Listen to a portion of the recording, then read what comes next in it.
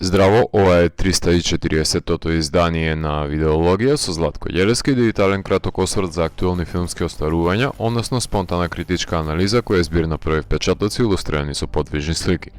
На денешниот репертоар е The Substance од Корали Фаржа, во кој станува збор за Елизабет Спаркл, глумена од Деми Мур, која е славна личност на залезот на кариерата, која одлучува да консумира субстанца која има за цел да ги мултиплицира незините ќелии и да создаде помлада итерација од неа,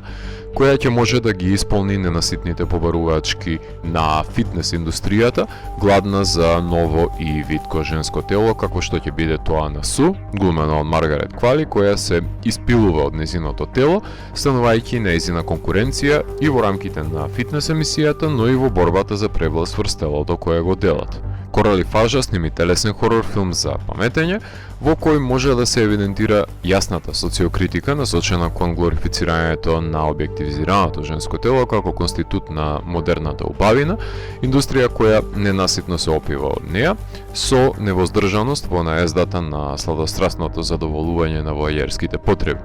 Тој нарав создава нереални димензии и оквалификации, кои ги изместуваат вредностите и создава сурова конкуренција која е подготвена макијавеловски да се бори за да се искачи на пиедесталот, па дури и самата на себе си да си е конкуренција. Се само да може да остане подолго пред заводливата светлина која лачи добиено внимание од неизлечивите обсерватори. Несигурноста, односно незадоволството од собственото тело, неминовно е да се јави во овие околности. Во капиталистичкото оро, на кое сите сме фатени рака за рака, маркетингот ја поставува целта да се тргува со лажни ветувања, со кои се капитализира на несигурностите на индивидуата, нудејќи ги експедитивните решенија за сите проблеми, декорирајќи ја фасадата, додека иманентноста скапува. Во здраво тело вирее нездрав поделен дух, кој ги занемарува последиците од учеството во доживотниот избор за убавина. Жените ќе се завртат против жените, затоа што нема место да сите пред камерата. Капитализмот профитира од почитување на различностите само ако има продукт за рекламирање на различниот пазар. Во филмот се истакнува постоечката дихотомија на капацитетот на телото за убавото и грдото, во наметнатата медиумска апотеоза за телесната убавина која насекаде се воспева, наметнувајќи го прашањето што треба да се жртвува на незиниот храм за да се вкуси амброзијата на славата. Ако се држиме до аналогијата на телесниот дом, во кој своеволно се создава епитом, односно подобие на оригиналот со кој се дели кровот, па во тој дуалитет на објектното, неизбежно е да се постави прашањето кој има превласт врз кормилото на идентитетот штом се робува на нагоните. Цимерката станува незадоволна енклава во телесната територија, која сака да се послужи со телото подолго од договореното, и договор куќа гради, но и со негов раскин телесниот дом се срушува. Моето мнение е дека не се овие пориви за себедокажување атавистички, примордијални, инхерентни, напротив, тие се конструкт на околината која го наградува ваквиот начин на однесување и изразување, која ако нема своевидна казна, себеглорифицирањето човекот ќе го доведе до најсурови екстреми. Иако хорор жанрот има за цел да хипертрофира одредени концепции, во случајот на овој филм јасно се демонстрира мотивацијата зад подмладувањето по секоја цена. Молецот не го интересира дали светлината ќе го уништи, ако може да ја вкуси барем уште еднаш.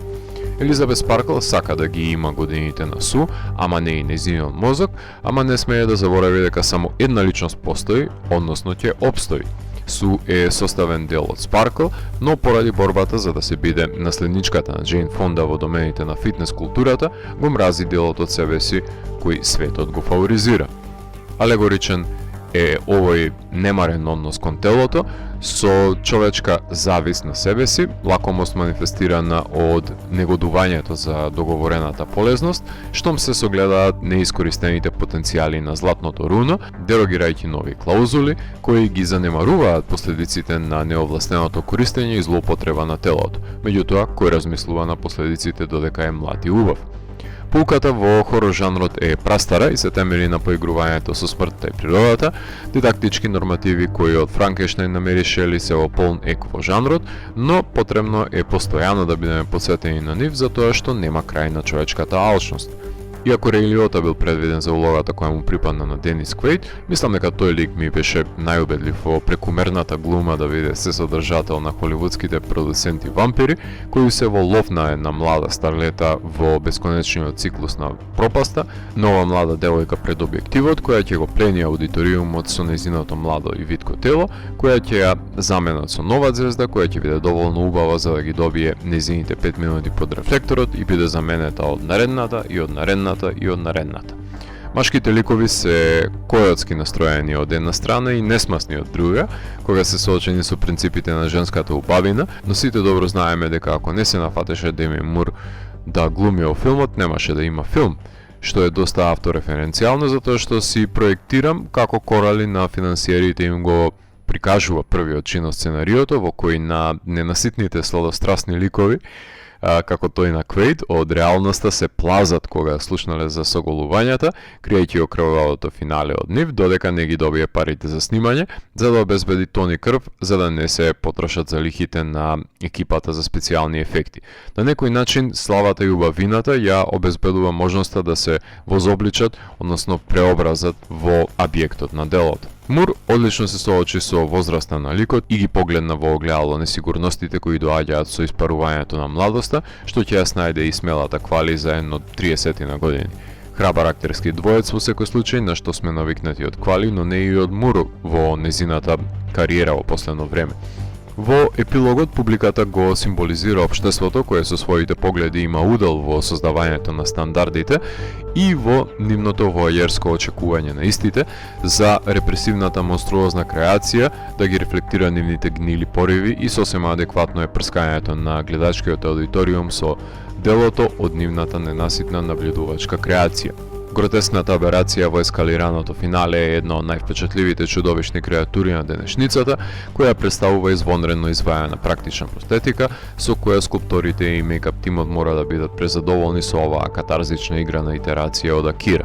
Доволно е да ги погледнете обетките на Су и доколку сте огледале Revenge, ќе знаете дека гледате филм на Корали. Причината зашто сите пофалби ги доби режисерката во сценариото не е само универзалната леснотија за следење на действието, туку избегнувањето на линијата на помал отпор која секој сценарист ја применува со помош на тегобната нарација, млитава диалошка експозиција или во најлош случај испишување на екранот или преобјаснување до смрт на функционирањето на субстанцијата, решение кое Корали го рафинира со упатството составено од картички со големи испишани букви на еден збор, кој еме себе објаснувачки, ја задржува мистеријата на процесот. Генијално. Корали вметнува бројни омажи во незиното дело, дури сметам дека се премногу бројни кои го засенуваат незиниот автентичен создателски потенцијал за надградување на авторскиот потпис и исказ. Секако дека овој филм е кроненбергијанско чедо, така што дали е старењето на The Fly во прашање или пак задоволствата на паразитите во Шиверс или пак двојбата од Dead Ringers, влез во забранетиот свет по сообраќајната несреќа како во Креш, посегнување во папукот ала Видеодром, експлозијата на Скенерс, Корали проложи таму каде што Дейвид застана. Крвавите ходници се аналогни на Кюбриковиот Shining, внесувањето на субстанцијата на Stargate секвенцата од Одисеја 2001, а овие креации би ги сонувал Френк Хененлотер доколку некогаш би имал толков буџет за неговите филмови, а во хорор рамки тенка паралела може да се повлече и со Доманиту од 1978 година од Вилијам Гирдлер, каде исто така се раѓа нов фетус од рветот на својот домаќин или пак некој од Invasion of the Body Snatchers филмовите. Непреченото старење, односно одржувањето на младоста во книжевни димензии е предложка на портретот на Дориан Греј од Оскар Вайлд, а за друг поделбата ќе биде поблиска до Доктор Джекил и Мистер Хайд од Стивенсон. Взаимното вплеткување во едно тело е аналогно на Society од Брајан Јузна, но исто така Корали знае дека сте ги гледале Елефант Мен од Дейвид Линч и Кери од Брайан Де Палма, па не се обидува да ги реобмисли постоечките тропи кои функционираат во доменот на срамот и јавната гротеска. Двојничките од Cam, Perfect Blue, Malignant се модерни пандани на филмот, но и манифестирајќи ја телесната омраза кон помладите, не баре модерен Possession од Жулавски или пак течен еликсир за помладување сличен на храната во Dumplings или пак зависност на која не може да и одолеат ни ликовите во Requiem for a Dream од Аронофски. од шиењето на грбот до постепеното распаѓање на телото, неговите деформации, паѓање на заби, ногти, коса до чудовишниот изглед на крајот на филмот, се применуваат ненаменливи специјални ефекти на тимот на Пиер Оливие Персин, кои на најдобар можен начин ги илустрираат последиците од ненаситноста по убавина, зависноста од младоста, самотијата во староста, нереалните очекувања на стандардите за убавина и нереализираност. Филмот стана овогодишниот Титан, потсетувајќи не дека не мора хорор филмот да биде анемичен на крв, со бркање на грсликови во колива во шума, без капка крв да се пролее, затоа што во 80-тите и 2000-тите крвта не запираше да тече на филмските сетови, додека не остане од нив само една дамка врз нечија звезда на булеварот. Кој друг би ја доловил прецизната визуелна естетика на филмот ако не кинематограферот Бенџамин Какун, за чиј визуелен печат ви говорев кога го рецензира во видеологија Promising Young Women, кој не само што во секое движење на камерата и сатурирање на боите го прави да биде реминесцентно за изразот на Корали, туку многу добро е запознаен дека гротеската е најефективна кога е во контраст со белината во тоалетот, например, кога ја дели меранливата интима на ликовите кои се со сомнеж до собственото тело и ја губат борбата со него. Тоа возможува Корали да добие нејзина итерација на синема до люк движењето во манир на францускиот екстремизам, со дисторзирани широки планови и крупни во мува, што се дави во чаша, вино, налик самата Sparkle, на кој сме навикнати уште во Revenge. Британскиот композитор Бенџамин Стефански, попознат како Раферти, е потписник на електронскиот скор на филмот со вибрантно пулсирање кога се рефлектира подмладувањето на ликовите и проникливиот соничен јадеж кога се непоканети гости во собствените тела, која води кон какофонично звучно безумие кое коинцидира со епилогот на самиот филм. Режисерката го монтира филмот со помош на Жером Елфабет и Валентин Ферон, кои морам да ги пофалам за неколку успешни потфати, како што е задржувањето на вниманието за обемното времетраење на филмот, кој не сакав да заврши, како и леснотијата со која на најрафиниран начин го елаборира процесот на делување на субстанцијата, без користење на изговорени зборови, што е врвна историја на делото, која коинцидира со брилијантноста на сценариото. Исто така балансирањето на различните интенции на тонот на делото, кое знае на моменти да се исмее со себе си, во други да биде таговна самотија во прашање, во трети да биде полетно и возбудливо, а во четврти тензично и смртоносно. Француската режисерка Корали Фаржа ја започна нејзината кариера како асистентка на режисерите на долгометражните филмови во раните 2000-ти, за да го режира нејзиниот краток игран филм The Telegram од 2003 година за двете жени во француското село во Втората светска војна кои нетрпеливо се во очекување на пристигнување на телеграмата, со поглед вперен на улицата на која се исчекува пристигнувањето, каде знае да ја засили тензијата при секој исчекор на поштарот. Од 2008 година глуми и ја режира скеч комедијата Le Fée Cloche, односно The Bell Fairies, каде заедно со Ан Елизабет Блато глумат Несмасни самовели.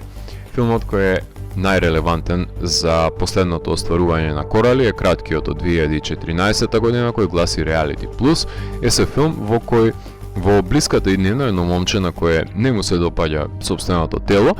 инсталира микрочип кој ќе му овозможи да го проектира идеалното замислено тело во рок од 12 часа, кој беше прикажан на трајбека и крие никулец на идејата која ќе прерасне во потрагата по младото и совршено женско тело во The Substance, држејќи се до старата жанровска клетва. Внимавај што ќе посакаш, може да ти се оствари, гледајќи еден артифицијален свет на ликови кои ги возобличуваат своите тела за да бидат дел од светот на модерните пепелашки кои на полноќ мора да се вратат дома пред да се ресетира чипот или се најде начин да се модифицира самиот. Во 2017 година го режира нејзиниот прв долгометражен игран филм Rape Revenge, хорор филмот Revenge, во кој Матилда Луц ќе им се одмазди на злосторниците бојадисувајќи го подот со крвта на разгалените шефчиња на фирми на нивниот лов во пустината, со кој Корали се промовираше во светските филмски фестивали, со премиера во Торонто, каде беше наградана во публиката во полноќната селекција,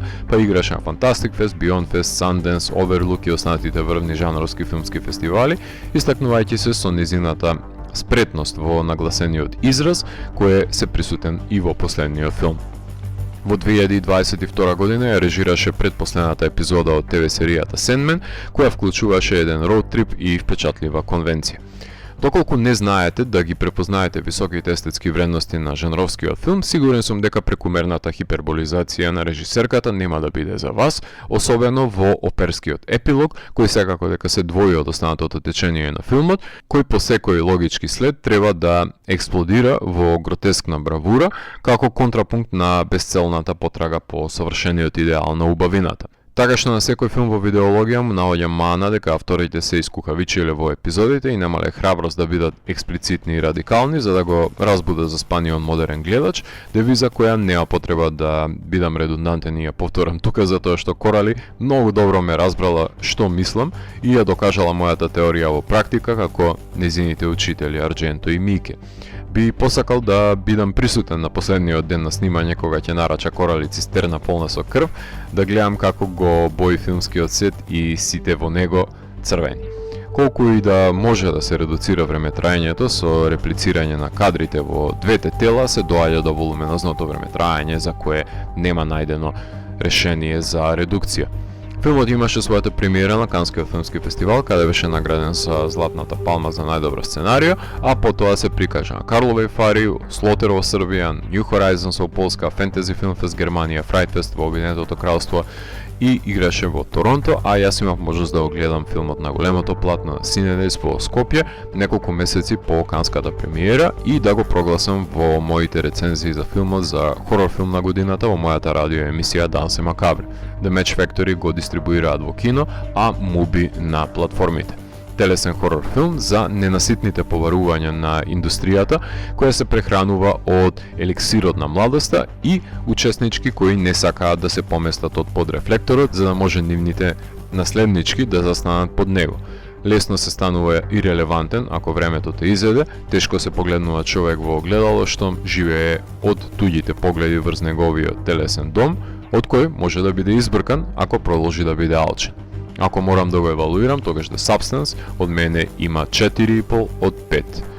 Доколку ви се допадне 340-тото издание на дигиталната архива Видеологија, лајкувајте го видеото, споделете го и следете го каналот. Посењете и поснатите рецензии на виртуалната полица. Ви благодарам за вниманието. Поздрав!